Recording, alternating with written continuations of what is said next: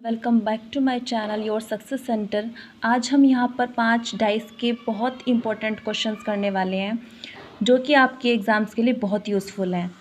अगर आप इनके कॉन्सेप्ट को समझ लेंगे, आप इन्हें सॉल्व कर देंगे तो आप हर किसी भी कॉम्पिटिटिव एग्ज़ाम्स में आने वाले क्वेश्चंस को फटाक से कर देंगे। तो चलिए शुरू करते हैं। तो पहला प्रश्न है, दिए गए पासों में 4 के विपरीत संख्या का पता लगाइए। तो देखिए यहाँ पर 2 पासे दिखाए गए हैं, मतलब कि एक ही पासे को 2 बार उछाला गया है। तो आपसे पूछेंगे कि 4 की विपरीत संख्या बताइए। तो ऐसे क्वेश्चंस में हम क्या करेंगे, तो सबसे पहले हम कॉमन नंबरों को फाइंड आउट करेंगे। तो कॉमन नंबर देख लेते हैं। तो कॉमन नंबर इसमें क्या है, 3 इसमें भी है और इसमें भी है। तो इस कॉमन नंबर को हम यहाँ पर लिख लेंगे। और तो कोई कॉमन नंबर नहीं है। तो अगर जब दूसरा कोई कॉमन नंबर नहीं है तो हम क्या करेंगे, इसको क्लॉकवाइज साइड से नंबर लिखना शुरू करेंगे। तो इस पासे में हम पहले 4 आया और फिर उसके बाद 6 आया, ठीक है। इसी तरह हम इसमें करेंगे।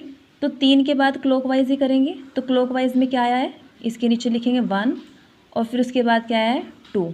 तो देखो 4 के अपोजिट पूछेगा तो क्या आ गया है 1। तो 4 के नीचे जो लिखा हुआ है नंबर है वो के अपोजिट सीधा 1 हो गया है, ठीक है। अगर हमसे 6 से 6 का पूछेंगे कि 6 के अपोजिट में क्या होगा, 6 के विपरीत में क्या होगा, तो हम क्या बताएंगे कि 6 के विपरीत में 2 है। अगर हमसे ये पूछ लिया जाए क्वेश्चन में कि 3 के विपरीत क्या होगा, तो देखो 4 के विपरीत तो 1 हो गया, 6 के विपरीत 2 हो गया, तो नंबर कौन सा बचा 5। तो 5 हो जाएगा, ठीक है। तो 3 के विपरीत हम बता देंगे कि 5 नंबर आएगा। तो अभी क्या पूछा गया है, 4 के विपरीत संख्या का पता लगाइए। तो 4 के विपरीत कौन सी संख्या है 1। तो हमारा राइट ऑप्शन हो जाएगा सी, ठीक है। तो अब दूसरा क्वेश्चन देख लेते हैं। कहा गया है, नीचे एक घन की 2 स्थितियां दर्शाई गई है, प्रत्येक चिन्ह, तो इस चिन्ह के विपरीत फलक पर कौन सा अक्षर या प्रतीक आएगा। तो देखो एक घन की 2 स्थितियां दर्शाई गई हैं, तो एक घन को कितनी बार उछाला गया है, 2 बार उछाला गया है, ठीक है। तो एक बार उछालने से तो ये सिंबल्स आए हैं और दूसरी बार उछालने से ये सिंबल्स आए हैं। तो इसमें हम जनरल और स्टैंडर्डाइज के बारे में तो पहचान नहीं कर सकते, ठीक है। तो हम इसमें क्या करेंगे, सबसे पहले क्या करेंगे, हम कॉमन सिंबल को देखेंगे, ठीक है। तो कॉमन सिंबल क्या है इसमें दोनों में, तो ये वाला जो है वो हमें दिख रहा है कि ये वाला जो है सिंबल वो कॉमन है। तो हम इसको यहाँ पर साइड में लिख लेंगे, ठीक है। उसके बाद हम क्या करेंगे, अब तो कोई कॉमन नहीं है तो हम क्या करेंगे, क्लॉकवाइज करेंगे। तो क्लॉकवाइज डायरेक्शन में नंबर जो सिंबल्स दिए हुए हैं उनको हम एज इट इज़ लिख लेंगे। इसके बाद क्या है, ये वाला सिंबल है, ठीक है। इस अल्फ़ा को अल्फ़ा है, अब इस डाइस के बारे में लिखेंगे हम, तो अल्फ़ा के बारे में बाद कौन सा आ जाएगा, थीटा आ जाएगा। उसके बाद बीटा आ जाएगा, ठीक है। तो पूछा क्या गया है, इस सिंबल के विपरीत फलक पर कौन सा होगा। तो देखो ये वाला सिंबल यहाँ पर है, तो इसके विपरीत जो है ये सीधा का सीधा बीटा हो जाएगा। तो हमारा राइट आंसर बीटा हो जाएगा। अगर आपसे क्वेश्चन में ये पूछ लिया जाए कि इस सिंबल के अपोजिट में क्या होगा, तो ये वाला सिंबल आ जाएगा। इस सिंबल के अपोजिट में क्या होगा, तो अभी हम ये बता नहीं सकते हैं क्योंकि इसके अलावा हमें भी कोई सिंबल नहीं पता है। बढ़ते हैं तीसरे क्वेश्चन की तरफ। तो तीसरा क्वेश्चन में क्या है, दी गई आकृति को मोड़कर निम्नलिखित में से कौन सा घन बनाया जा सकता है। तो देखो ये जो है यहाँ पर एक डाइस है जो कि एक ओपन डाइस है। कौन सा डाइस है, ओपन डाइस है, ठीक है। इसके सारे फलक को यहाँ पर खोल दिया गया है। तो इन्होंने पूछा है कि भाई इस घन को अगर हम मोड़ेंगे तो कौन सा डाइस जो है वो जोड़कर बन जाएगा। तो देखो हम इस क्वेश्चन में क्या करते हैं, हमेशा ऑल्टरनेट को देखते हैं, ठीक है। ऑल्टर की इस अल्फ़ाबेट के अपोजिट में क्या होगा, ठीक है। तो हम देख लेते हैं। तो ई के अपोजिट में क्या होगा, ई का ऑल्टरनेट क्या है, सी है। तो लिख लेंगे यहाँ पर कि ई का ऑल्टरनेट हमेशा सी होगा, ई का अपोजिट में क्या होगा, सी होगा। ऐसे ही डी के अल्टरनेट कौन है, बी। तो डी के अपोजिट में क्या होगा, बी होगा, या बी के अपोजिट में डी होगा। अब बाकी क्या बचा है, जी और एफ। तो जी और एफ ऑटोमेटिकली क्या हो जाएंगे, एक दूसरे के अपोजिट फलक पर हो जाएंगे। तो हमें ये 3 बातें इसमें मिल गई हैं, ठीक है। तो अब हमें पूछा गया है कि कौन सा घन बनाया जा सकता है। तो हम घन देखने के लिए क्या करेंगे, इनको चेक करेंगे, ठीक है। इनको चेक करेंगे। अब देखो बी जी ई, अब बी जो है वो जी के साथ में है, तो बी जी के साथ में है, राइट। बी ई के साथ में हो सकता है, बी ई के साथ में हाँ बेशक हो सकता है, क्योंकि बी का जो ऑल्टरनेट है वो डी है ना कि ई। ठीक है, तो ये हमारा क्या हो जाएगा, ये भी राइट हो गया है। अब हम सेकंड ऑप्शन की तरफ बढ़ते हैं। डी जो है वो बी के साथ में है। डी क्या कभी बी के साथ में हो जाएगा, नहीं हो सकता। ठीक है, क्योंकि ये दोनों के दोनों अपोजिट हैं, तो ये हमारा रॉन्ग हो गया। अब देखते हैं तीसरा ऑप्शन। इसमें क्या है, एफ सी के साथ हो सकता है। एफ जो है वो सी के साथ हो सकता है, हो सकता है। ठीक है, एफ डी के साथ हो सकता है, एफ डी के साथ हो सकता है, बिल्कुल हो सकता है, क्योंकि कोने कोने में तो वैसे ही मिल रहे हैं। सी डी के साथ हो सकता है, हाँ सी डी के साथ भी है, तो ये भी हमारा राइट हो गया है। ठीक है, तो इसमें कोई भी अल्टरनेट जो है वो रॉन्ग नहीं हो रहा है। तो ऑप्शंस में देख लेते हैं। ऑप्शंस देखो क्या क्या है यहाँ पर।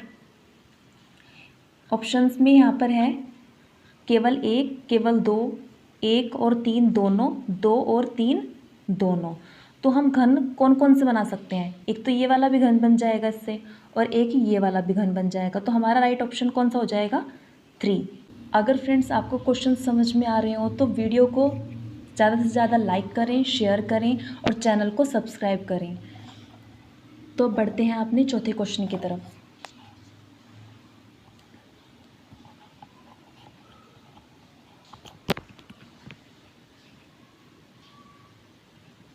तो इसमें क्या कहा गया है, यदि नीचे दिखाई गई शीट को मोड़ा जाए तो कौन सा घन बनेगा। ये भी फ्रेंड्स यहाँ पर एक ओपन डाइस का क्वेश्चन है। ठीक है, तो ओपन डाइस में यहाँ पर A F E B C D ये अल्फ़ाबेट्स हैं। तो इसमें भी 4 ऑप्शंस दिए गए हैं कि इनमें से कौन सा डाइस इसमें से बन जाएगा।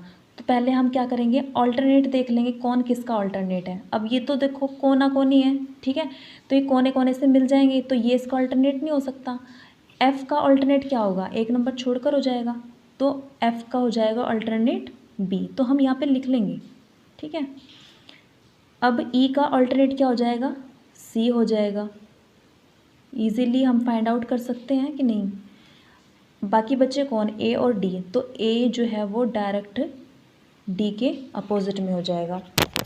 अब पहला ऑप्शन देखते हैं, एफ बी के साथ हो सकता है, एफ बी के साथ हो सकता है, नहीं हो सकता बिल्कुल भी, क्योंकि एफ और बी एक दूसरे के अपोजिट फलक पर होंगे, तो ये हमारा ऑप्शन हो गया रॉन्ग।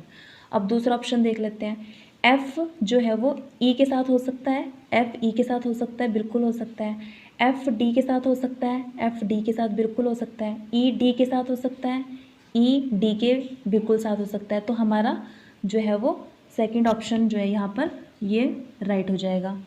अब थर्ड ऑप्शन देख लेते हैं, ई बी के साथ हो सकता है, हाँ जी बिल्कुल हो सकता है। बी सी के साथ हो सकता है, बी सी के साथ भी हो सकता है। ई सी के साथ हो सकता है, ई सी के साथ बिल्कुल भी नहीं होगा, क्योंकि ई जो है वो सी के अपोजिट फलक पर होने चाहिए। ठीक है, तो ये हो गया रॉन्ग। अब चौथा ऑप्शन है, ई और डी, ई और डी जो है वो साथ में हो सकते हैं, बिल्कुल हो सकते हैं। ई और ए, ई और ए साथ में हो सकते हैं। ए और डी, ए और डी ये बिल्कुल भी साथ में नहीं होंगे, क्योंकि ए और डी क्या है, अपोजिट में है, अल्टरनेट पे है। ठीक है, तो ये हमारा ऑप्शन रॉन्ग हो गया। तो ऑप्शंस में क्या क्या है, केवल एक, केवल दो, एक और तीन, एक दो तीन चार। तो ऑप्शंस कौन कौन से सही हुए, सेकंड और बस सेकंड ही हुआ है। ठीक है, तो सेकंड हमारा हो जाएगा राइट आंसर, तो केवल 2। बढ़ते हैं अपने लास्ट क्वेश्चन की तरफ, 5वें क्वेश्चन की तरफ। एक ही पासे की 3 अलग अलग स्थितियाँ दिखाई गई हैं जिनके 6 फलक 1 से 6 तक अंकित हैं। उस संख्या का चयन कीजिए जो 1 दर्शाने वाले फलक के विपरीत पर होगी। तो देखो डाइस के क्वेश्चंस जो हैं वो सारे एक तरह से ही हैं, सेम सेम ही है। अगर आपके पास डाइस का कोई भी क्वेश्चन आएगा तो इन 5 से ही रिलेटेड आएगा कोई ना कोई क्वेश्चन। ठीक है, तो इसमें क्या है कि हम बिना क्वेश्चन पढ़े भी ना डायरेक्ट डाइस को देख के ही क्वेश्चन कर सकते हैं कि हमेशा जो डाइस दिए रहेंगे, अगर 2 दिए रहेंगे कि तो ये इसका मतलब ये है कि एक डाइस को 2 बार उछाला गया है। अगर 3 बार दिखाई गई है कोई पिक्चर तो एक ही डाइस को 3 बार उछाला गया है। अगर 4 दिखाई गए हैं तो एक ही डाइस को 4 बार उछाला गया है। आपको पढ़ने की कोई भी ज़रूरत नहीं है, बस ये पढ़ लीजिए कि क्या पूछा गया है। इसमें पूछा गया है कि एक दर्शाने वाले फलक के विपरीत, तो मतलब एक के हमें विपरीत निकालना है। ठीक है, तो देखो इन क्वेश्चन में क्या करते हैं, एक अब किस किस में है, इसमें है, तो हमें एक दो डाइस का पेयर ऐसा ढूंढना है जिसमें ज़्यादा से ज़्यादा कॉमन नंबर हो। तो 1 5 4, इसमें 5 4 है, तो किसी और में 5 4 है? यस है, 5 4 इसमें भी है और इसमें भी है, तो हम इन दोनों डाइस को ले लेंगे। तो 5 और 4 तो हो गए कॉमन, बचा कौन?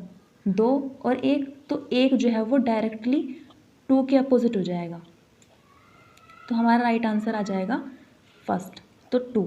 ठीक है, तो देखो ये बहुत ही इजी है। अगर आपके लिए वीडियो यूज़फुल रही हो तो चैनल को सब्सक्राइब जरूर करें और बेल आइकन जरूर दबा लें, जिससे आपको नोटिफिकेशन मिलती रहे। Thank you for watching.